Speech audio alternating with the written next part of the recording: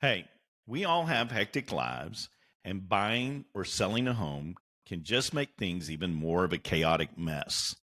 If you are moving to the Austin area, what would you need to get comfortable with that decision? Even if you lived in town and you needed to purchase or sell a home, how would you want to be treated? Chris Ott with the Ott Group of Keller Williams Realty has been a longtime friend and was the guy who I worked with to find the perfect property solution for me. I wanted a professional with knowledge of the Austin area to help me with my home search, navigate the paperwork, and negotiate on my behalf. And Chris Ott was the right agent for the job.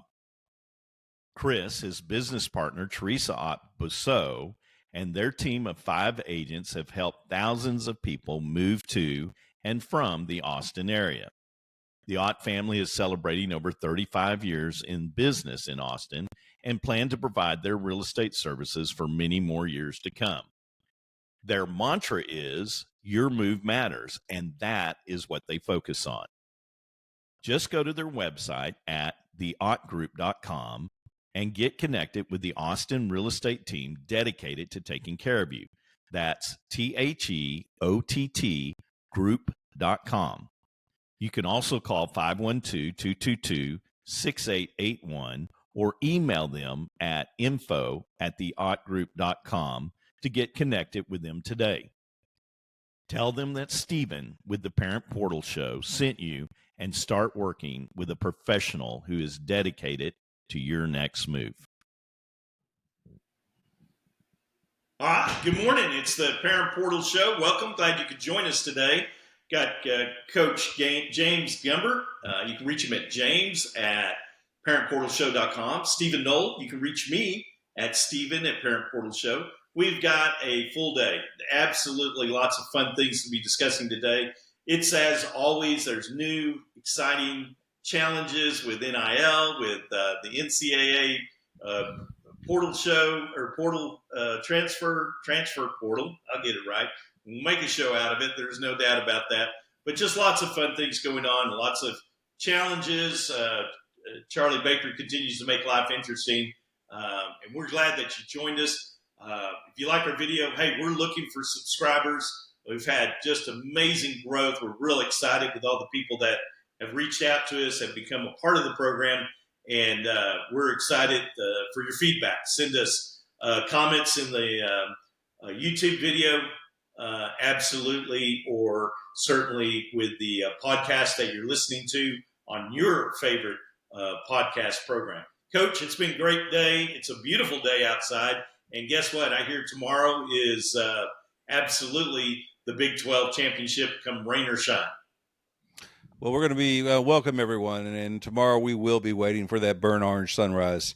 It is a exciting time to be here in the United States and Texas, and it's the best time of the year, as they say around here. So, right, holidays, lots of football, lots of playoff time in Texas. It's a great time to be around and have a good multi-view on your TV, because there's just so many things to be watching with basketball and all the other sports that are going on.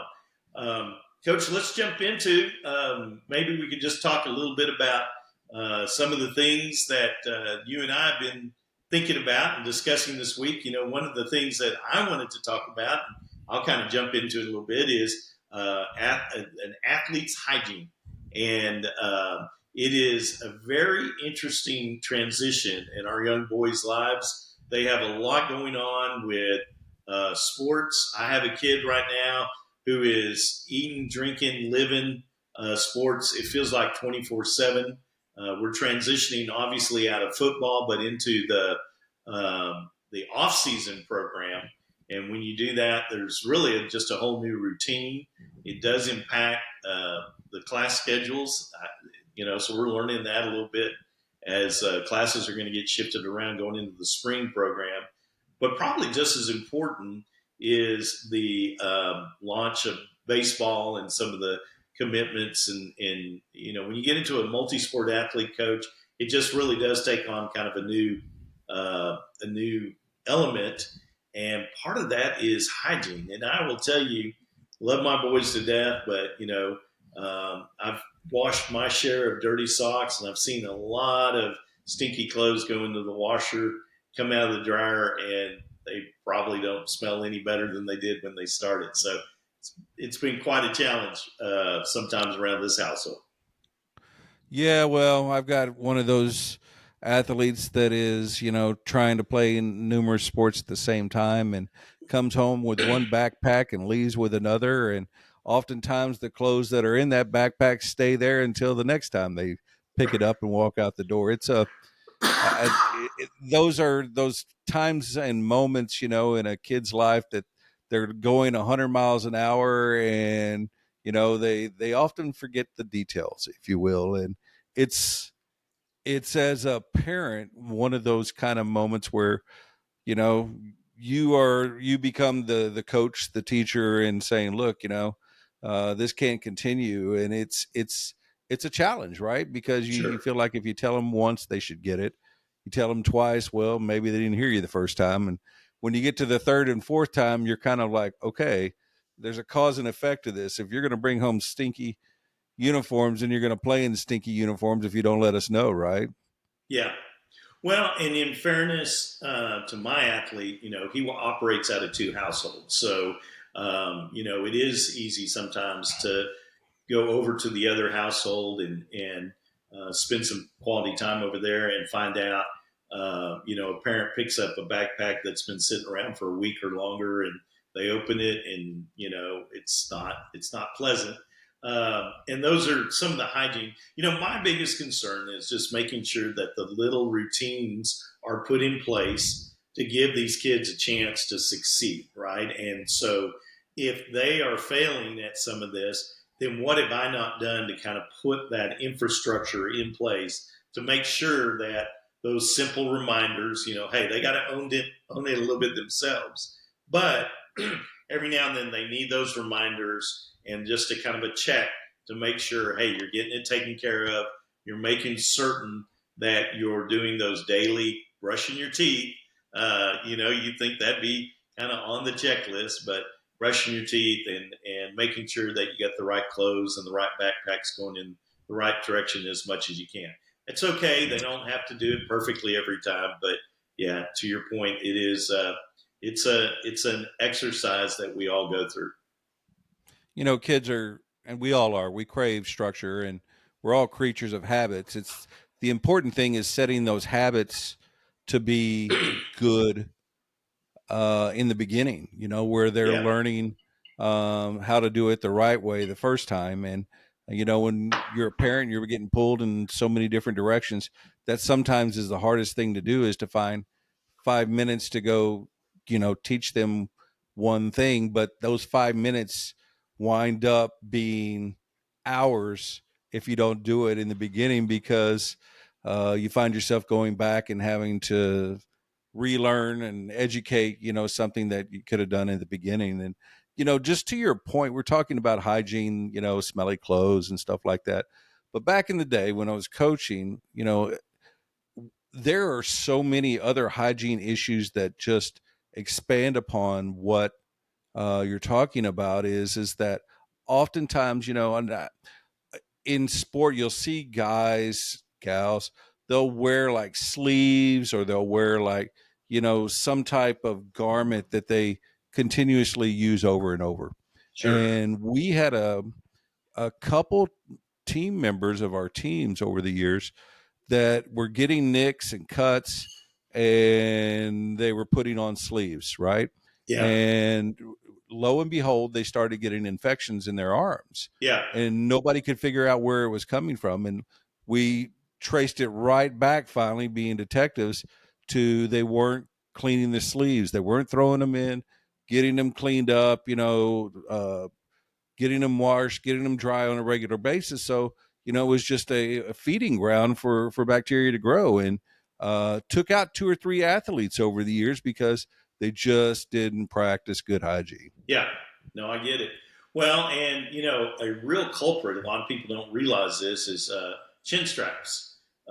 Kids do not spend the time and energy, and they don't always bring that chin strap home to throw it in the wash or get it sterilized. And lo and behold, that is a big acne source for a lot of kids. Well, a lot of football players, obviously, and it is one of those routines that parents and families need to think about. Well, Coach, I It was thinking is. we go ahead. I'm sorry. I was thinking we'd No, move no, over to. Go ahead. no. Just to wrap up on what you're saying is hygiene is something that you think, hey, it's something, but it's something that can take you and your kid out of participation, whether it's practice or a game. And if your kids are claiming their identity through sport and you take that away from them, you've taken a big chunk out of your kid's life. Sure. Yeah, absolutely. Well, let's switch on over to talking a little bit about AAU and the select youth sport and how it's changed UIL recently. Yeah, this is something that a lot of kids and parents will experience in this time and age. When you and I were back in the day, I love to use that phrase because I sound like I'm All right. older than Snow. older than anybody on this earth. But back when we were, in school, there wasn't a lot of AAU and select. It was you went to school and you played for your school's team, and that was it pretty much. And especially in smaller communities, that was, that was your select team. That was your AAU team. And so as time has come about, we've seen a lot of changes. And what happens is that it's been my experience is over the years you've seen these schools go from 3A, 4A. I mean, I can't even remember hardly 25A schools in 1982 in the state. And now, you're looking at 6A schools that have 4,000 kids that are going to them. And what happens is that a lot of times when the kids hit those schools and hit those middle schools is they have a population of athletes that come out to try out to play that are in the hundreds. And you have a very finite amount of coaches. And what that means is that the ability of the athletes to get great individual one-on-one skill set development, all the things that they need to take the next step, they're not able always to find it from their schools. Hmm. It's not because they don't want to. It's just because there's so much to try and get accomplished that they don't that platform isn't there. And so here comes the emergence of AAU and select teams and a really pay to play, if you will, in so many respects, because parents are putting out big dollars for their kids to be on these teams or to be noticed or to be taught for whatever reason that they have. That's choice, but they get on these teams, and those teams are the ones that are now teaching great skill sets. They're traveling teams, they're competing at such a high level. I mean, so many of these AAU teams that if you played them against their middle school or high school, they probably beat them. Yeah. And it is because they are working out regularly. Uh, their numbers aren't, in the hundreds. They're in the dozens. And so as a result, we're seeing, my experience is you've seen a shift over the past few decades from going to look at saying like, hey, I go to this school to, hey, I play on this AAU team or this select team. And what it's done is it's really changed how some athletes are looking at what they're doing. Maybe not in middle school, but I guarantee you in high school, you have athletes that are now looking at like a academy, like IMG Academy, and saying, I want to go somewhere where I'm going to play with great skill set development. I'm going to play very competitive games. And oh, by the way, I'm going to be able to possibly take the next step in my journey.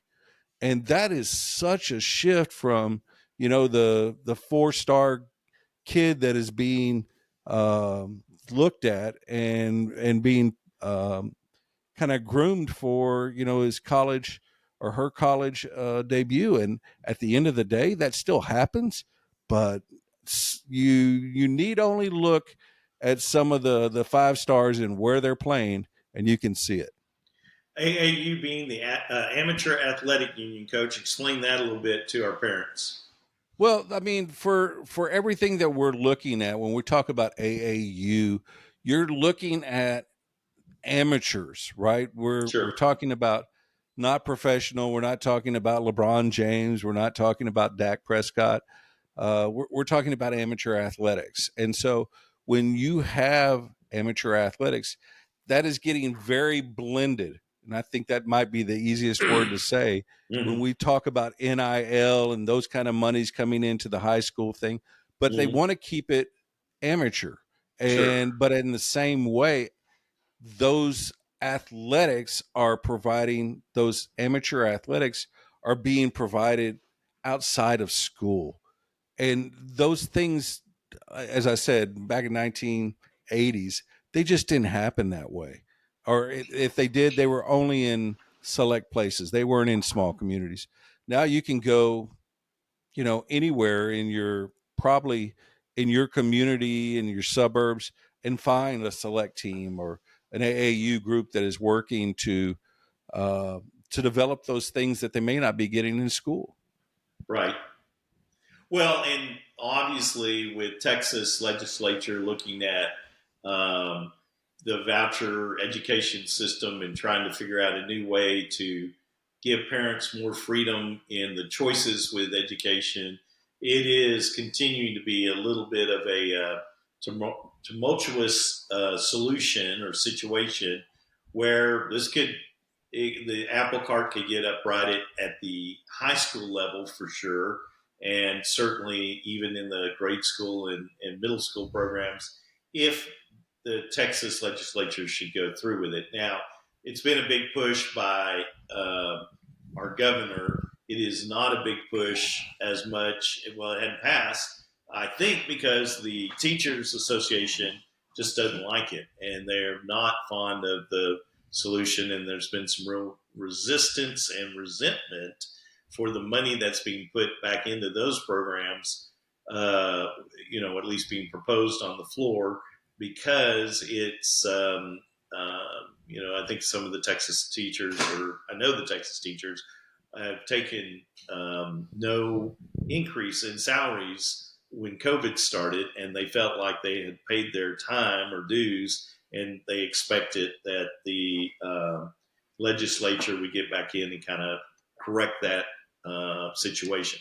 But they haven't, and that's not unusual. We have that problem in Texas a lot. But I guess my point being is, along with NIL being offered in other states, in Texas trying to catch up on some of those challenges or figure that out, it's interesting times, Coach. I guess that's where I'm getting off to. No, and it's I get where you're going, and it's the have and the have-nots. Right now, we don't have, legislation that affects high school players in place at the moment. I mean, Right. people point at the academies and saying they're not governed by the UIL, and there's some value and truth in that. But the other part is like there needs to be some kind of uniform system that we're working with, and hopefully we'll get it. But in the meantime, without going into our, how we always say there's no guardrails in NIL and everything, it really is something that if you're a parent and that you're sitting at home and your kiddo is getting ready to go into middle school and you're coming into this thinking, hey, my kid's going to learn how to play basketball, or going to come in and, hey, my kid's going to learn how to play football. I really, as a coach, as a parent, want you to know that if you're coming there with those expectations, they may not be met. And it's not because the desire is not there.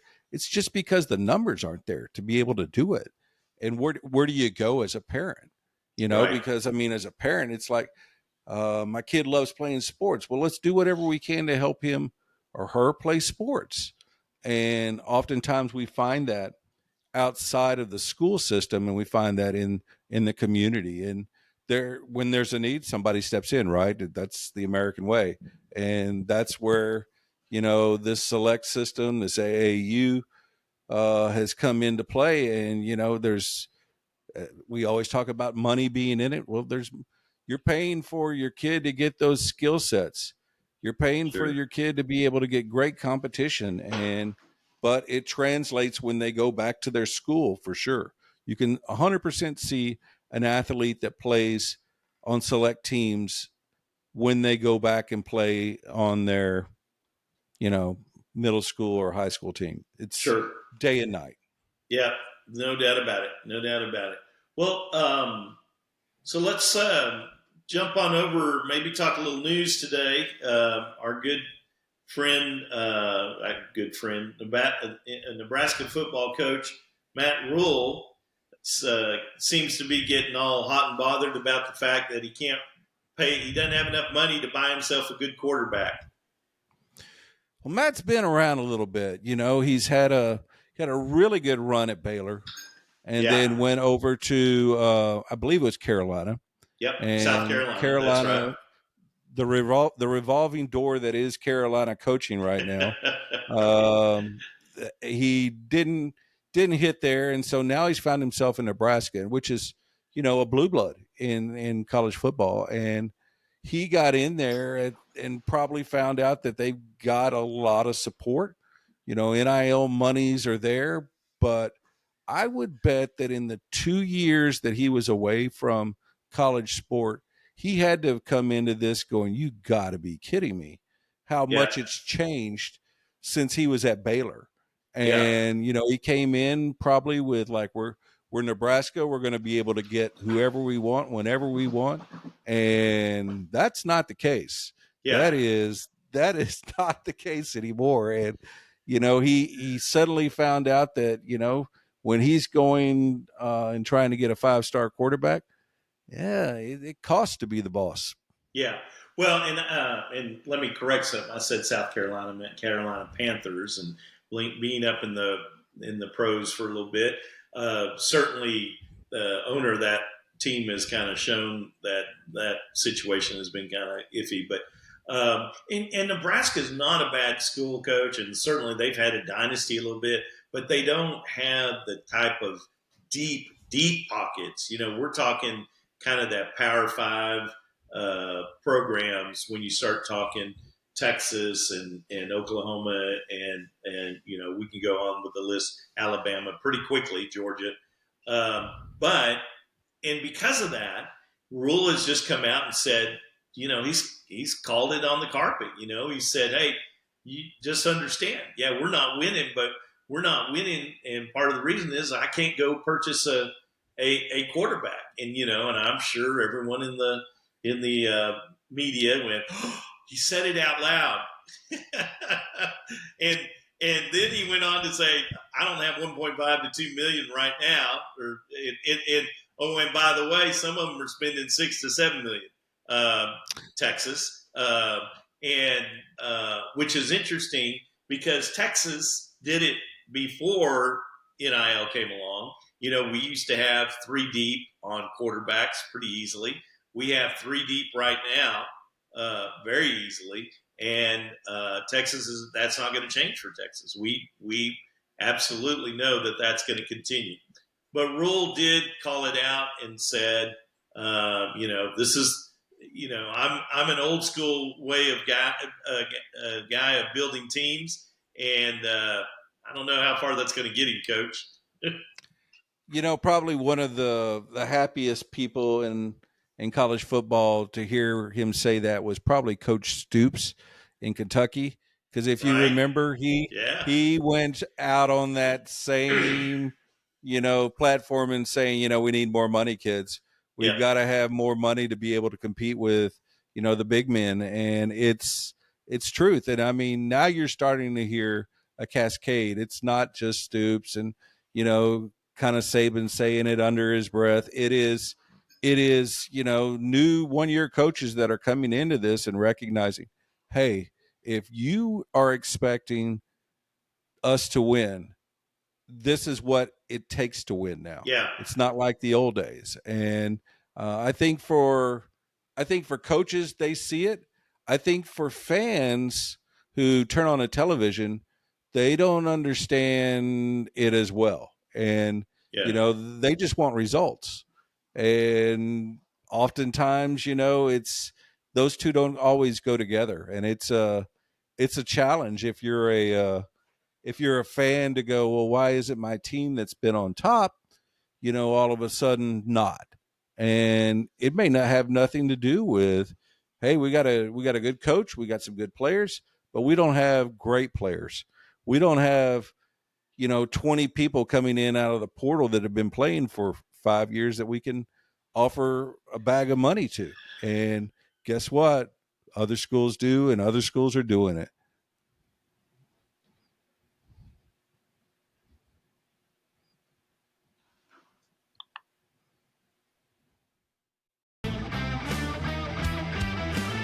You've seen prices rise from the dinner table to the pump, but Allstate agents are seeing ways to save you money on insurance. From starting a new policy to bundling coverage or even driving safely, Allstate agents know how to maximize your savings. They'll share their knowledge as they help you personalize your coverage. Because when it comes to seeing all the ways to save, Allstate agents do it best. Mike Hammer has over 35 years as an Austin area Allstate agent. Call 512-343-6994 or visit MikeHammer@allstate.com. Savings vary, subject to terms, conditions, and availability. Allstate Fire and Casualty Insurance Company and Affiliates, Northbrook, Illinois. This is the Parent Portal Show.